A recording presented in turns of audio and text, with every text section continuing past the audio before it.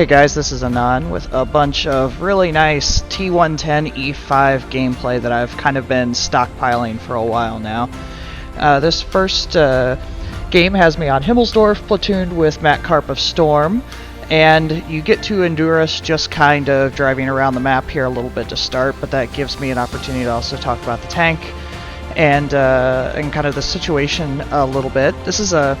The E5 is a tank that I kind of go in streaks with. I really like it for its versatility, but it has obviously some well-known weaknesses like the tumor on the top of the turret, and generally some pretty troll armor all the way around that's not always the most dependable, but the gun is simply fantastic. The mobility is really great on this tank too, so it's found itself to be extremely versatile and can handle a lot of different situations really well. You can see me here obviously flying by the team, although I'm not really sure what our mediums were doing back there. That's looked like it might be a little X-rated, and we're going to ignore that as we continue on, but stuff that happens. On Himmelsdorf, I usually like to go this rail side just because I feel there's a lot more room to maneuver around. There's not these corridors that you're just kind of stuck in, and especially in the E5 with the tumor, it's not necessarily something you want to constantly side scrape in because it's the weakness being on the top of the tank tends to be a bit more exposed. So instead of turning around when it's clear the red team went the other direction, I actually really do like to push pretty hard, even if you end up feeling like you're driving circles a little bit. When you look at the other team's makeup, if they have a lot of slow TDs or slow tanks, when you push really hard, you're hoping that they have not stayed together and separated a little bit, and so you can pick off kind of the stragglers. And so that's always my personal goal with that, is anytime you can isolate tanks, it's a huge victory for your team. And so that's why we're pushing really hard, and I've kind of allowed this to go. I didn't speed it up because you know, there's kind of some point to it. So as we come around the corner, we can see they have stuck together fairly well, but I had a pretty good idea with the two mouse tanks that at least one of them would be kind of lingering a little bit, and so I'm instantly trying to use the gun to pick off those cheeks a little bit. Obviously had a little bit of RNG with that first shot, but my team is pushing around to the side, and the nice thing, when you get everybody spotted like this, it really lets the team kind of spread out a little bit and get some good approaches, so I can, you know, focus on whichever tank is going to, you know, let himself be a little bit isolated. So I'm just playing with the IS-4 here a little bit. He's got the cheeks, and that's why I had heat loaded, is able to get that one sneaky shot in. Sometimes it makes him a little nervous and can make him make mistakes, so you can't be afraid to do that. And then obviously the E5 pushes in, so you want to go instantly for that track shot because I'm trying to hold him in place as much as we can. The red team is starting to rotate back to us, which is okay, because we have some nice kind of spread out as far as like a pincer move on them here. And so we're just kind of let that see where it goes. You really want to conserve hit points, and I'm really concerned about that early in the game because the two mouse tanks, a lot of heavy tanks on the red side, and there's a lot of hit points that we're going to have to farm through. So they've pushed up to the right, and I spot the 140 as I kind of come around the corner, but we can see from the situation we've got an Object 140 and a Centurion 7 isolated from the rest of the pack. So that's why Matt and I are able to focus on them a little bit. Obviously you don't want them behind you anyway, but if I can kill this 140 and kind of use that to propel me into the Centurion, that's going to be a really nice way to start to pick off, again, those stragglers like I keep hounding on. And when they're mediums like that, you just don't want them floating around if you have the option. Take a little bit of damage, but I know he's gonna be a little bit afraid of me and start to run, so I don't mind pushing, and you can see me really angling on and off as he goes and shooting the HE into his backside to really just handle that situation kind of perfectly, and again just kind of draws me then back into the rest of the team. We're only up one, but again with the hit point difference, something you have to be careful of. And gosh, the armor on that mouse is so troll. I really hate driving those things, but you know, sometimes it's just amazing the bounces they get from it. Like that, fully gray. I mean, he angled a little bit as it went away, but that's a shot that's going to go through most tanks. So I want to continue pushing forward because my team is starting to get a little low on health on that back side, and you can only trust so much. here I set up on a side scrape, which is opposite of what I kind of said at the beginning, but you can see which side of the tank I'm in the side scrape on. It's the side away from the tumor, so I have a lot more flexibility to do that because it's not going to expose that massive weakness. So I can see the tank circling around to the back of me, but there's a little more isolation on this side, so that's why I go ahead and push through. Not only that, but my team is starting to fall here a bit, and so I need to kind of isolate them as much as I can, and I'm able to get that second mouse kill, which is actually entertains me a little bit because I don't know how often you kill 2 mouse tanks in one game, but I will certainly take it. And again, it's all about propelling to your next target. It's almost like using English in billiards, if anybody is familiar with that. You want your shot to set up your next shot, and I always like to do that whenever I can. So, down now to an IS-4 and a T-62 that's just kind of been running around crazy the whole game, so I'm not counting on him too much, but it's really allowed me to kind of work through this battle and use the E5 in a lot of different ways. You can see where I'm always trying to keep these angles going. I'm not really messing around at this point. I want to shoot the heat just because I want to make sure I can get the kill. E4 is a dangerous tank, and let him just kind of drive himself into my gun, which is exactly what I'm looking for. So, nice example of this. It wasn't one of those games that may not have felt the most difficult, but really was able to rack up the damage and use that E5 kind of to its biggest strengths.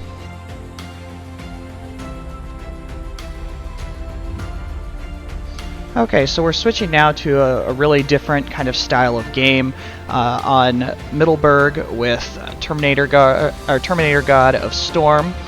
So we've got a nice platoon going. We're obviously going to head up into the hills, which you should pretty much always do. It's a rare situation that you want to go down and get yourself in a shooting match. So we're going to go use the cover, and especially works well with a tank like the E5 where you can use some gun depression, and also the hills to kind of guard that pretty large hole that this tank has. So I talked a little bit in the other game about, obviously you've got the large weakness on the top of your turret, so you have to be a little bit careful in these situations with the hills. I really want to push forward because I actually like to be about 2 hills farther than this, but because the mediums push so hard, I have to pull back a little bit. This is a really more exposed situation than I like to be in, but again, it's just a starting spot. Since they came out, I got a shot into them, it pushed them back a little bit, and now it gives me some freedom to start to move up a little bit. But like I said, this tank isn't how I would treat a lot of other ones in these situations. Something with a fairly strong turret or impenetrable turret, I'm going to roll forward, take my shot, and roll back just enough to honestly even bait the shot into the turret. But with a tank with the weaknesses here, you have to roll much farther back. Like you can see, I'm rolling really kind of far out of the out of danger to make sure that they aren't going to line up and take those shots. And also, this isn't as safe of a location, so I just have to be careful with it. I'm also noticing at this point that this 62 is conspicuously not moving anymore. So I'm pretty sure he's gone AFK, but if a tank is going to go AFK, he is doing it in one of the most beautiful places, because his turret is trained down a thoroughfare, and it's going to keep people a little bit honest. I take the big shot there that I don't really want to do, but I got greedy on the STI and rolled out a little bit too far. And you can see the 62, he's watching me, but the gun of my team 62 is really helping keep stuff a little bit protected. So the Patton has gotten himself a little bit too exposed, and that's why I'm able to shoot him as he rolls back. But I also want to make sure he doesn't over-notice me and turn and sneak a shot in that I don't need to take, because we are down 1 tank at this point, and unless our T-62 comes back, I'm actually down 2 because he is still not moving. Always going to take the easy shots, even if it's not the most dangerous target. That's why I was shooting at the E75. This STI is now looking away. I switched to heat because I want to get through his cheeks, which is going to be a little bit harder to do without the heat, just because of the angles. If he rotates at all, I'm not going to get the guaranteed shot, which is what I'm looking for, because again, my team is dropping pretty hard now. Terminator, my teammate's starting to get pushed really hard by the 62 after he fired, so I'm getting ready to charge and help him, but luckily he was able to get rid of the 62, but unfortunately I can also see on the map that we are now getting flanked. But sometimes you have to stay more focused on the target that's right in front of you, so that's why I haven't rotated back yet. I'm hoping, since I have kind of both of these tanks paying attention to me, that my platoon mate will at least be able to dodge the IS-7 some, but he decides to go and rotate and focus on him, and since I'm taking some shots, I flip to help. But really keeping a hard look on it, and this is where you can see that AFK T62 helps me a lot, even though he's dead. That STI rolled forward and rolled right into staring at that gun, and so he's now finally figuring out that he's AFK, but that really kind of saved my back from and allowed me to work on the tanks that I needed to, instead of getting overly charged by one. So now I've gotten into a 1 versus 1 situation. I know it's a 1 versus 2 with the E75, even though he's AFK, is about to die. So need to kind of push. So I'm just looking to get some nice shots in here. He was up on HP on me a little bit, so I don't want to full kind of YOLO into him. But now that he's shot, I know I have much stronger reload than he does, so I'm trying to run up and get a shot if I can, and the hope is that I can put one in that's really safe and roll back. But now he's had enough time to reload, so I'm being a little more careful. I was trying to bait a shot in there, but I knew I can kind of sneak up into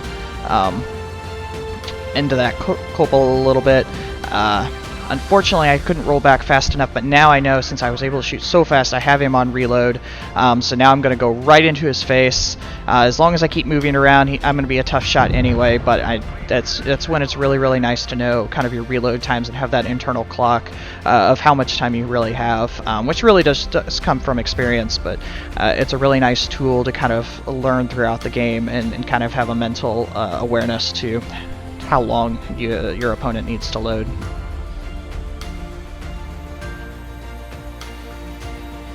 Okay, and one last game, this time me running solo.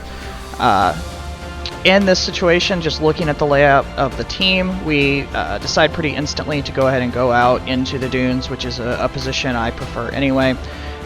It just gives you a lot more kind of versatility to fight from because of the train tracks and the way the contour of the land is here. There's a lot of chances to kind of shoot through the trains and pick stuff off that typically is sitting on much flatter ground. So this is pretty obvious. The 4202 is pushing incredibly hard. Not a great move. This is a full-on YOLO at this point, but that's why we're going to push pretty hard. Yeah, you got spots, but please no one do that, because that's just a waste of a tier 10 tank. And actually, it kind of allows us to spot a lot of the other team at the same time. So it's pretty obvious what we're going to do at this point and start working through. So you can also see some of the great accuracy of this E5 gun. It's really the main reason I drive it. To me, this is almost a gun carrier. It has armor, so you don't have to consider it something that's completely paper, but I'm driving it for the great accuracy and kind of versatility of that gun. I also chose this game because it's a little bit different. The first one was on a very flat map. The second one, while it did have some contour, that game was really more about map awareness and choosing targets in the right order. This one is really a lot more about the terrain. I'm staying outside and trying to pick my targets, and as this game unfolds, it's going to be much more about using the terrain to my advantage. So watching the minimap here, we can really see they've spread out a lot. It's starting to get a little concerning to me that these two IS-7s are popping up. But the advantage is they have to expose themselves quite a bit anytime they want to take a shot. So that's why I rotate, because it's kind of a stalemate there in the middle of the map. But if I can get some shots on these extremely exposed IS-7s, it's going to help a lot. It's two really large tanks, and you can see he takes another shot from my teammate there too. That being said, the 268 kind of sells out a little bit to get a few shots, which you don't really want to do against two guns, but he's able to roll back at least and save a few hit points. It's also not looking good because we're down 3. Never a great situation, but you know, it is what it is. Fortunately, he rotated enough to save that heat shell, and I bounced something off my right side, so it's something I have to be aware of.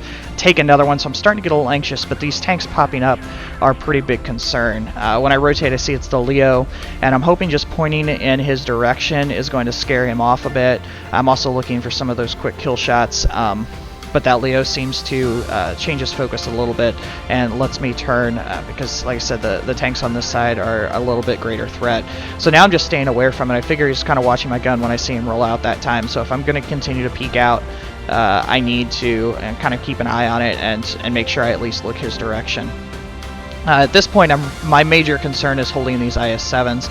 They're both low health, but based on kind of where everybody is on the map, I really would like to keep them off of our backside, because right now we're completely surrounded in lots of different ways, and so I'm just kind of keeping that in mind. So I've got a 103, an IS-7 on this side, and then 2 tanks behind us, and we're down to 3. So even though I've got a lot of health left, which is a great reason why you want to conserve health in those early situations, which is a great shot there on that 103. Too bad it was just kind of a low roll. Those cheeks are obviously pretty weak, so just got to be careful. I can see behind me now they're starting to push up from the center, and so I make the decision I really need to get to this IS-7.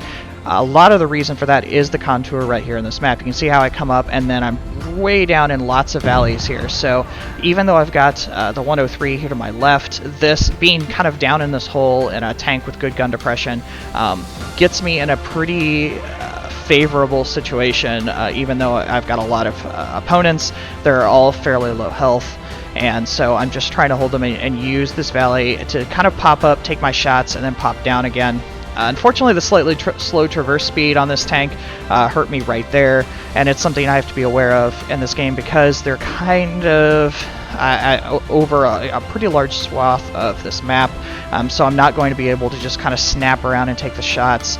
Not quite enough gun depression because I've rolled up a steep side of the map here, but a lot of what I'm doing here is just kind of holding everybody back until someone makes a mistake, which the 103 sells out to get the 268, which it's unfortunate to lose a teammate, but at the same time I'm able to now kind of narrow the directions that the tanks are against me.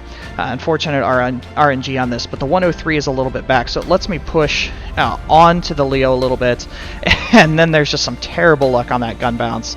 So I'm starting to get a little concerned because I'm giving back some of those opportunities. But it is what it is. Since that E100 shot, it lets me really kind of push forward and take care of the Leo. And now I'm going to be shooting full heat, trying to get the cheeks of this E100. Luckily, I have a really nice, large, dead tank here.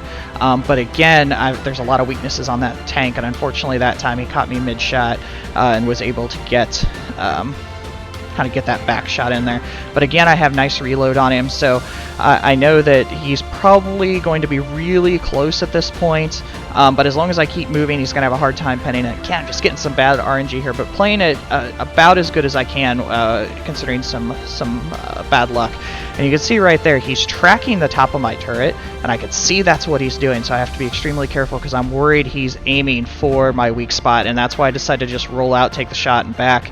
I just don't want to give him that easy shot. I start clicking random buttons here for no reason whatsoever, but a lot of versatility in the E5. A lot of interesting ways to kind of show how that worked for me, and especially with Clan Wars, I know this is a favorite right now, so I wanted to just kind of push some gameplay your way.